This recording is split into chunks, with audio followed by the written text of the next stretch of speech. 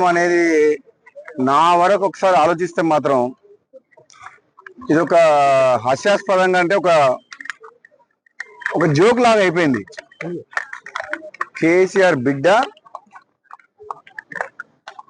ఒక ఉద్యమకారుని డాటరు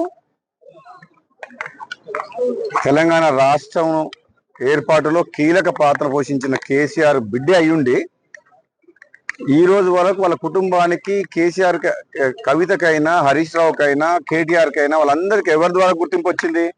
కేసీఆర్ ద్వారా. కేసీఆర్ లేకుండా కవిత ఎక్కడుంది? అది ఒక కుటుంబంలో ఆధిపత్య పోరు కాస్త బయటకు వచ్చి పార్టీ పెట్టింది.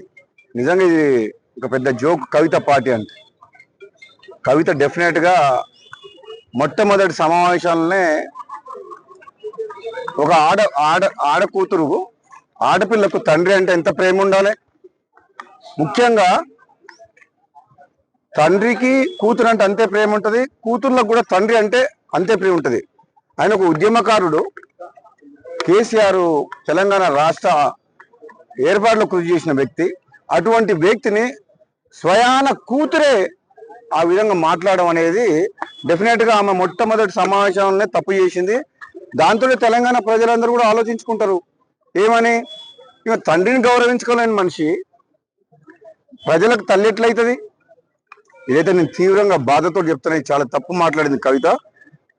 నీకు మీ అన్నతోడు కోపం ఉండొచ్చు, నీకు అధికారం కావాలనే ఆశ ఉండొచ్చు, అంతేగాని దానికోసం నువ్వు ఫైట్ చేస్తే తప్పులేదు. కానీ నువ్వు మీ సొంత కన్న తండ్రినే ఆ మాట అనడం, నీవేదో చేస్తా తెలంగాణలో అని అంటే నువ్వు ఎవరు నమ్ముతారు? నేను అసలు యాక్చువల్గా క్లారిటీగా ఇంతవరకు మాత్రం లిక్కర్ కుంభకోణంలో క్లీన్ చిట్ ఎక్కడొచ్చింది?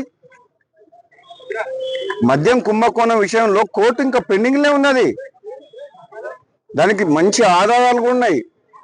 ఇప్పటికిప్పుడే మొత్తం తెలంగాణ ఉద్ధరిస్తున్నాయి.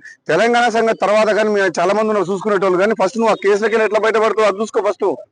అది ఇంకా కేసు క్లోజ్ కాలేదు. నిజంగా ఈ రాజకీయ పార్టీ పెట్టడం అంటే అంతకుముందు గతంలో ఒకసారి కేసీఆర్ అన్నట్టు పార్టీ పెట్టడం అంటే పాండవ పెట్టినట్టు అయిపోయింది. దగ్గర పైసలు ఉన్నాయని చెప్పి కొంతమందిని తీసుకుపోయి ఒక ఫంక్షన్ హాల్ తీసుకొని నీకు సోషల్ మీడియాలో చేసుకొని పార్టీ డిక్లేర్ చేసి పడేసింది. అది కూడా పోయిపోయి తెలంగాణ రాష్ట్ర సేన టీఆర్ఎస్ అంట.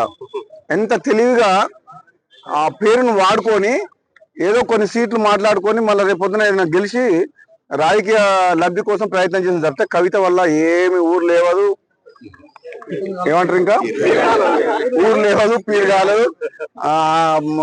నాకు తెలిసినంత వరకు అయితే ఆమె స్వయంగా కూడా గెలవదు. ఆమె పార్టీ సంగతి వదిలిపెట్టు, సొంతంగా ఆమె పోటీ చేసిన నియోజకవర్గంలో కూడా డిపాజిట్ కూడా రాదు కవితకు. ఎందుకంటే ఆ మర్యాద పోగొట్టుకుంది. ఫస్ట్ మీటింగ్ లో తండ్రిని కేసీఆర్ లాంటి వ్యక్తిని తిట్టి ఆమె ఉన్న మర్యాద పోగొట్టుకుంది. ఒకరిద్దరు మంత్రివర్గాలకి చూద్దాం అది రాష్ట్ర కాంగ్రెస్ పార్టీ అధిష్టానం ఏ నిర్ణయం తీసుకుంటుందో.